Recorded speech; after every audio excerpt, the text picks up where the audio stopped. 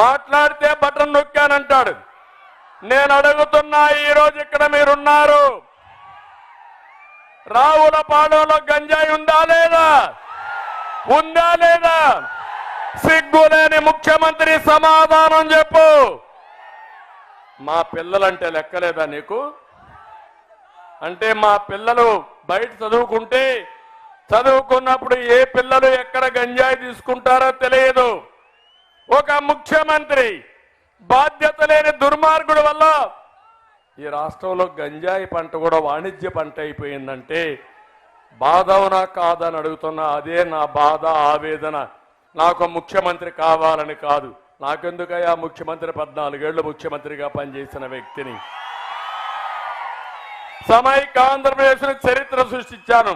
9 ఏళ్లు ఎక్కువ సమయం నేనే ముఖ్యమంత్రిగా ఉన్నా. 10 సంవత్సరాల అపోజిషన్ పార్టీ లీడర్ని. నా రికార్డు ఎవరు కూడా బ్రేక్ చేయలేరు. కానీ నా బాధ, నా ఆవేదన మిమ్మల్ని గురించి, ఈ రాష్ట్రాన్ని గురించి, ఈ ఆడబిడ్డల గురించి, ఈ పిల్లల గురించి ఆలోచిస్తున్నా. అది నా బాధ, నా ఆవేదన.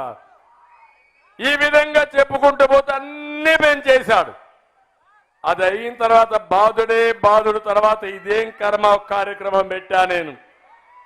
ఎవరైనా అడిగితే వాళ్ళ మీద దాడి. ఇప్పుడు నేను వెళ్ళాను, ఇక్కడ మీ దగ్గర ఒకటి జరిగింది.